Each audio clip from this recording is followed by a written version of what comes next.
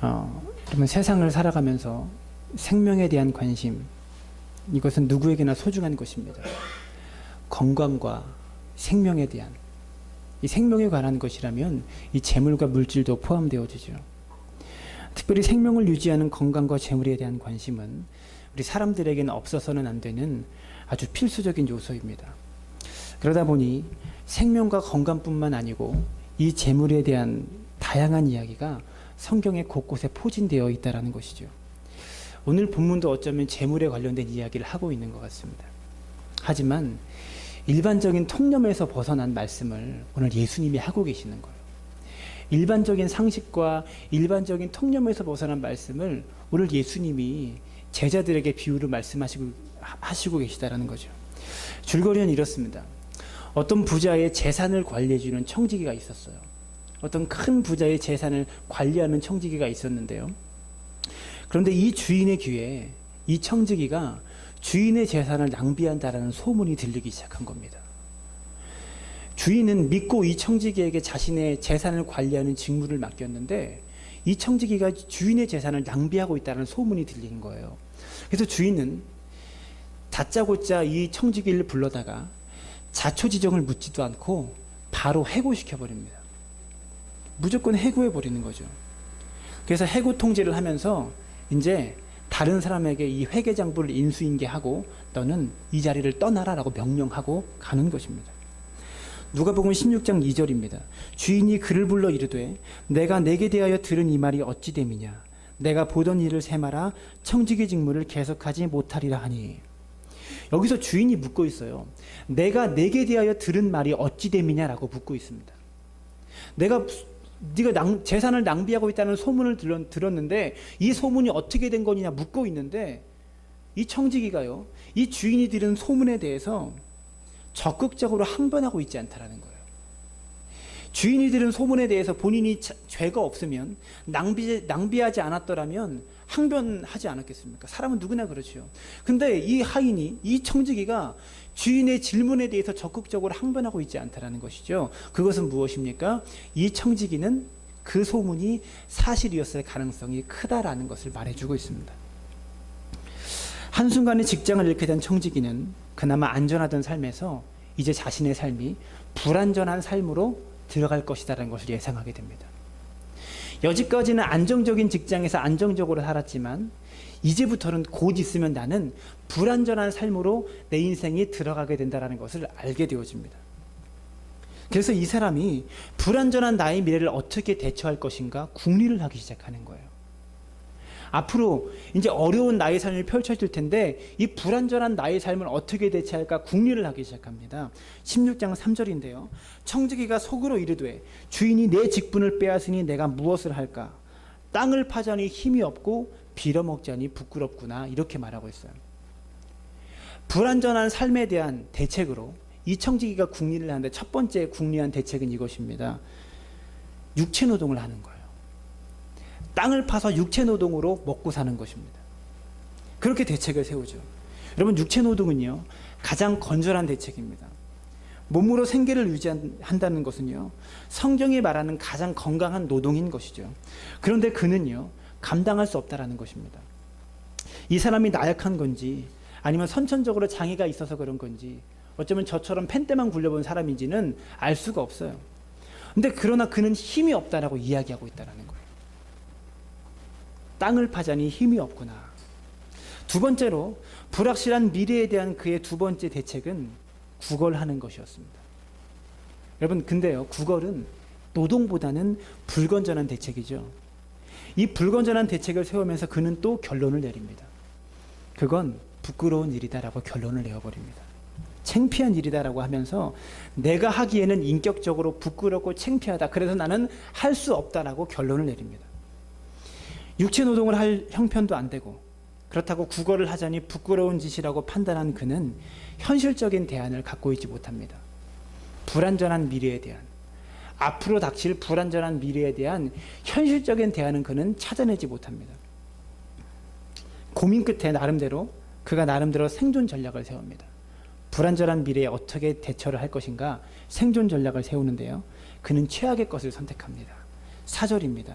내가 할 일을 알았도다. 이렇게 하면 직분을 빼앗긴 후에 사람들이 나를 자기 집으로 영접하리라 하고 라고 말하면서 5절부터 그가 한 행동을 설명하기 시작하는데요. 그는요, 주인에게 빚진 채무자들의 빚을요, 채무자들의 채무를 자신의 뜻대로 얼마씩 감해주기 시작하는 거예요. 그리고 얼마씩 감해주고 그들로부터 이렇게 감해주면 그들로부터 어떤 대가나 혜택을 받을 수 있다라고 예상합니다. 본문이 말하고 있어요.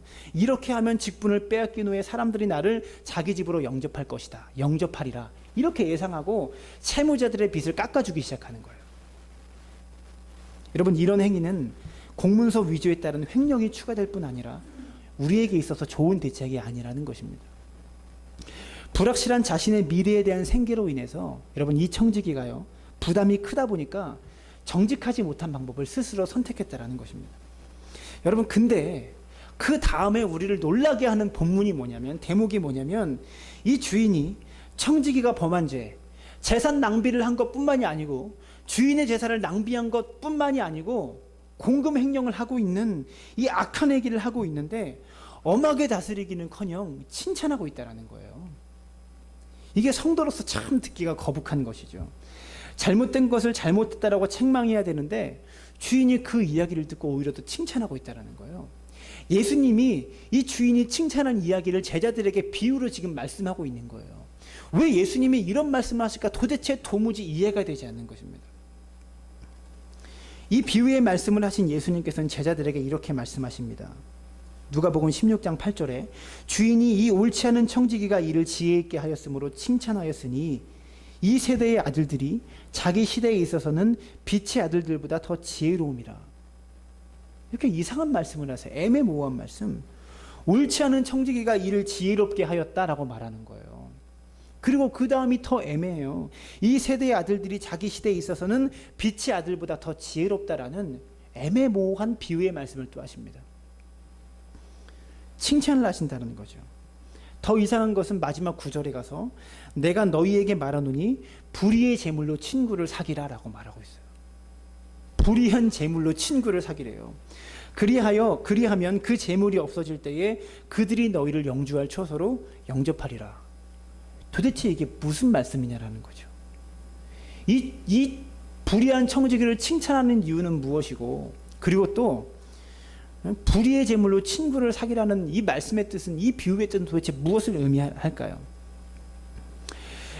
오늘 본문 속에서 불의한 행동을 하는 청지기가 무슨 이유 때문에 주인에게 칭찬받고 있는지를 제대로 깨달아야, 뭐 때문에 주인이 이 불의한 청지기를 칭찬하는지를 깨달아야 오늘 본문의 비유의 말씀을 이해할 수 있다는 것입니다. 청지기가 행한 분명한 사실은 주인의 재산을 낭비한 거예요. 그리고 문서 조작을 통해서 공금을 횡령한 것입니다. 돈을 횡령한 것입니다.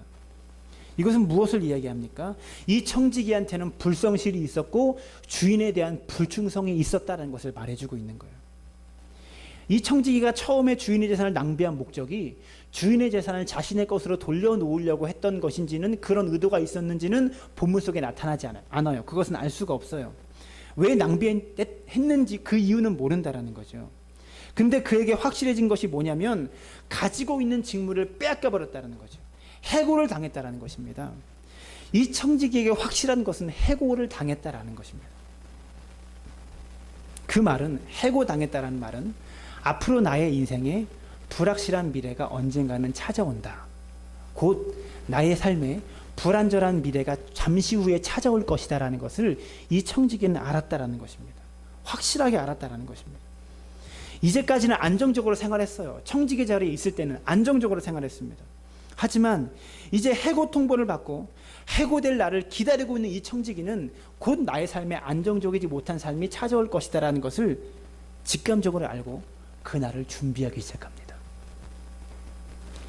이 청지기가 칭찬받는 것은 뭐냐면 자신의 불확실한 미래를 알고 신속하게 대처했다는 점을 주인은 칭찬하고 있는 거예요. 예수님은 그것을 말하고 있는 것입니다. 그것이 무엇이냐면 인수인계가 끝나기 전까지 주인의 재산 목록이 기록되어 있는 장부가 아직 내 손에 있으니까 그것을 가지고 자신의 불확실한 미래를 대처해 보겠다는 것이죠. 불확실한 미래를 대처해보겠다고 노력한 그 점을 칭찬하는 것입니다. 이 비유에서 우리가 주목해야 될 사실이 두 가지가 있어요. 오늘 말씀은 이 청지기가 두 번이나 빚진 자 두 사람에게 두 번이나 사기를 치면서 위기를 탈출하는 행위를 주님이 칭찬하시는 게 아닙니다. 옳지 않은 처신을 하고 있는 이 청지기가 칭찬받는 이유는 그 사람의 도덕성이나 능력 때문이 아니고요. 이유가 어떻든 간에 자신이 처한 상황을 확실하게 알았다는 것이죠. 여러분, 모든 사람들이 이 청지기처럼 우리 인생 가운데 불확실한 부분으로 생각하는 것은 무엇이냐면 앞으로 자신이 살아야 될 미래에 대한 부분입니다. 우리의 미래가 불확실하잖아요. 어떻게 우리의 미래가 펼쳐질지 모르잖아요. 아무도 몰라요. 근데 한 가지 확실한 것은 무엇이냐면 언젠가는 우리도 우리의 인생에서 해고될 날이 온다라는 거예요. 언젠가는 죽는다라는 거예요. 모두가 다 죽잖아요. 여기서 안 죽고 영원히 살 사람 있습니까? 언젠가는 저 여러분 모두가 이 땅에서 해고될 날이 곧 온다라는 거예요. 그런데 이렇게 불확실한 것들 중에서 확실하게 결정된 우리가 언젠가 해고되어진다, 죽는다라는 사실을 우리는 생각하지 못하고 살고 있다는 것입니다. 지금 내가 살고 있는 현재라는 이 영역에서 영원이라는 영역으로, 영원이라는 곳으로 옮겨져 가게 되어진다. 이것은 결정되어진 것입니다. 이 청지기가 자신의 직장에서 해고되었듯이 우리가 지금 살고 있는 현재에서 해고될 때가, 죽음을 맞이할 때가 분명히 온다라는 것이죠. 문제는 이것입니다. 그 영혼에 관한 준비는 영원한 곳에 가서 그때부터 준비를 시작하는 게 아니에요. 영혼에 관한 준비는 영원한 곳에 가서 그때부터 준비할 수 없습니다. 천국 준비를요, 천국의 준비를 천국에 가서 그때부터 천국의 삶을 준비할 수 있는 것이 아니에요. 지금 이곳에서 영혼에 관한 준비를 하고 영원한 곳에 가서 사는 것입니다. 지금 이곳에서 천국에 관한 준비를 하고 천국에 가서 사는 것입니다. 여기까지 우리가 모두가 다 동의하는 부분입니다. 본문은 이것을요, 우리에게 비유로 말씀하고 있는 것입니다. 여러분, 우리는 해고 통지를 받은 인생입니다. 언젠가는 죽을 인생이라고요. 언젠가는 이 땅에서 해고될 날이 오는 인생들이라고요. 그러면 어떻게 됩니까? 해고 이후를 준비해야죠. 죽음 이후를 준비해야죠. 그런데 그 준비를 지금 해야 된다는 겁니다. 이 땅에 살 동안에 해야 된다는 것이죠. 다시 말합니다. 영혼에 관한 준비는 영원한 곳에 도착해서 하는 것이 아닙니다. 해고 통지를 알게 된 청지기는 즉시 해고 이후를 준비했듯이 이 세상에서 해고될 것이다라고 아는 사람은 즉시 해고 이후를 준비하기 시작해야 된다는 것을 본문은 말씀하고 있는 거예요. 여러분, 옷은요, 입어보고 삽니다. 옷은 입어보고 사죠. 음식은 맛보고 사요. 이런 악기 같은 것은 직접 만져보고 삽니다. 여러분, 근데 아파트 살 때, 집을 살 때 살아보고 삽니까? 아파트는 살아보고 사는 게 아니에요. 그냥 모델하우스 들어가서 보고 사는 거예요. 그냥 믿고 사는 거예요. 집을 살 때 부동산 중개업자가 하는 소리, 그 말을 믿고 그냥 믿고 사는 거예요. 여러분, 집은요, 우리 인생에서, 우리 삶에서 가장 귀하고 가장 소중하고 내 전 재산이라고 할 수 있는 가장 소중한 재산 목록이에요. 근데 값어치 없는 것들은, 자질구레한 것들은 내가 만져보고 내가 먹어보고 내가 경험해보고 삽니다. 그러나 집은요, 가장 값어치 있는 것일수록 믿고 사는 거예요. 살아보지 않고 경험해보지 못하고 사는 것입니다. 마찬가지로 영혼이라는 것은요, 경험해보고 선택하는 것이 아닙니다. 천국은 경험해보고 선택해서 사는 게 아니에요. 현재라는 상황에서 확실하다는 것을 믿고 준비해야 한다는 것이죠. 오늘 본문의 말씀을 집중해서 들어야 할 것은요, 무리들이 아니고 제자들입니다. 예수님은 이 비유의 말씀을 제자들에게 하고 계시다는 거죠. 저는 오늘 이 말씀을요, 성도들에게 하고 있는 것입니다. 영생을 준비하고 영혼을 준비하는 성도들에게 오늘 이 설교를 하고 있는 것입니다. 믿음이 없는 세상 사람들에게 설교하는 것이 아니고요. 16장 1절을 보면 이렇게 말합니다. 또한 제자들에게 이르시되라고 이 비유를 시작합니다. 제자들에게라고 시작하고 있어요. 오늘 이 설교는 제자들이 들어야 됩니다. 성도들이 천국을 준비하고 영생을 준비하는 저와 여러분들이 들어야 될 메시지라는 것이죠. 제자가 아니면 아무리 이야기를 해봐야 이해를 못한다는 것입니다. 현재라는 세상은요, 이 세상의 아들들과 빛의 아들들이 공존하고 있는 것이 특징입니다. 16장 8절을 한번 보십시다. 뭐라고 말하냐면, 주인이 이 옳지 않은 청지기가 이를 지혜 있게 하였으므로 칭찬하였으니 이 세대의 아들들이 자기 시대에 있어서는 빛의 아들보다 더 지혜로움이라. 주님은 비유하시면서 알 듯 모를 듯 말씀하세요. 여기서 지혜라는 단어는요, 성경이 가르치는 지혜라는 단어가 아니고요, 이 세상을 살아가는데 필요한 판단력, 신중함, 처세술, 대처하는 자세, 이런 것들을 말합니다. 그리고 세상의 이치를 좀 더 빨리 깨닫는 것, 이것을 지혜라고 말하고 있는 거예요. 이 본문에서는. 세상의 아들들은요, 세상의 것을 상속받고 빛의 아들들은 하나님의 것을 상속받습니다. 이 세대의 아들들은요, 예수를 믿지 않거나 예수를 대수롭게 여기지 않는 사람들을 말하고 있는 것이죠. 그렇기 때문에 현세에 집착하는 경향이 강합니다. 이 현세에 집착하는 사람들은요, 자신의 이익과 유익을 위해서는 수단과 방법을 가리지 않고 집중하는 사람들입니다. 반면에 빛의 아들들은요, 이 땅이 아니고 영원한 세상에 목적을 두고 살기 때문에, 그렇게 살아가고 있기 때문에 자신의 이익과 관련해서는 이 세대의 아들들보다 판단력이 떨어져요. 지혜가 떨어진다는 거죠. 둔감하고 둔하고 부족하다는 것입니다. 그런 점에서 세상 사람들은 성도들보다 세상을 더 지혜롭게 사는 것처럼 보이고 실상도 더 지혜롭게 산다라고 본문이 이야기하고 있는 것이죠. 본문은 빛의 아들이 돼서 이 세대의 아들처럼, 이 세상의 아들들처럼 살아갈 수 없다라고 말하고 있는 것입니다. 선천적으로. 우리는 선천적으로 이 세대의 아들처럼 그렇게 지혜롭게 세상을 살 수 없다라고 말하고 있는 것이에요.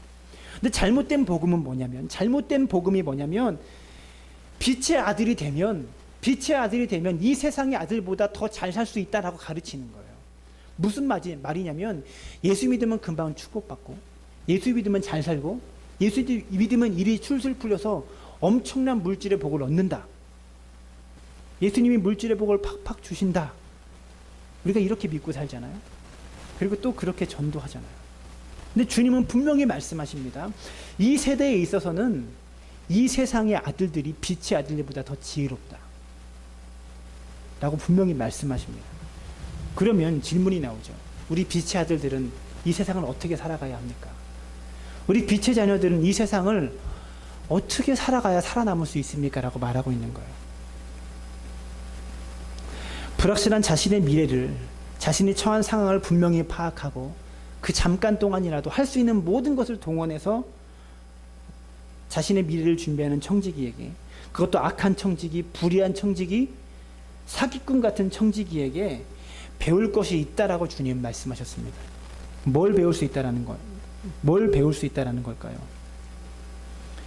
해고 이후에 가는 준비를 너희는 어떻게 하고 있느냐? 죽음 이후에 영원한 삶에 관한 준비를 어떻게 하고 있느냐? 이 청지기처럼 너희는 신속하게 하고 있느냐? 이것을 말씀하고 있는 거죠. 예수님께서는 9절에 그러면서 내가 너희에게 말하노니 불의의 재물로 친구를 사귀라. 그리하면 그 재물이 없어질 때에 내가 너희를 영주할 처소로 영접하리라라고 말하고 있어요. 여러분, 여기서 불의의 재물로 대표되는 것은 뭐냐면, 불의의 재물이 의미하는 것은 무엇이냐면, 불의의 재물은 만몬입니다. 만몬이죠. 이 만몬은 재물만을 말하는 것이 아니에요. 재물만을 말하는 것이 아니고 이 세상에서 막강한 힘을 발휘하는 모든 것들을 말하는 것입니다. 돈이나 권세나 권력이나 시간이나 이 땅에 살아갈 때 막강한 힘을 발휘하고 막강한 힘을 쓸 수 있는 것들을 말하는 거예요. 만몬이라는 것은.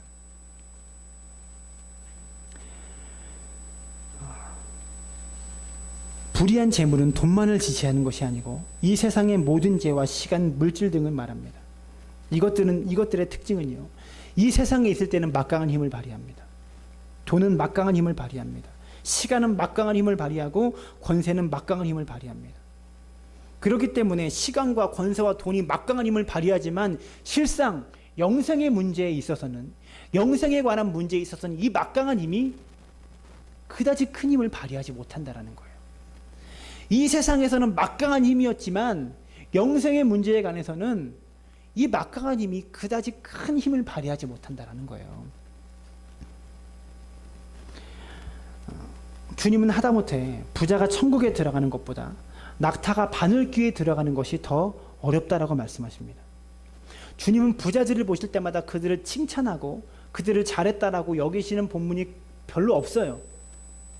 그들의 칭찬하고 가능성 있는 것을 말씀하시는 것이 아니라 불가능한 이야기, 그리고 그 부자들의 탐욕에 관한 잘못된 이야기를 거듭거듭 성경에서 말씀하고 있다는 거예요. 그게 뭐냐면 부자로 살면서 칭찬받기가 어렵다는 거예요. 칭찬받을 수 없다는 것이 아니고요. 부자로 살면서 칭찬받기가 어렵다는 거예요. 여러분, 그런데 하나님께 칭찬받을 수 없다는 것이 아니고 하나님께 칭찬받기가 어려운 그것을요, 이 세상 사람들은 주제도 모르고 부자가 되려고 한다는 거예요. 부자로 살기를 원하고 있다는 것이죠.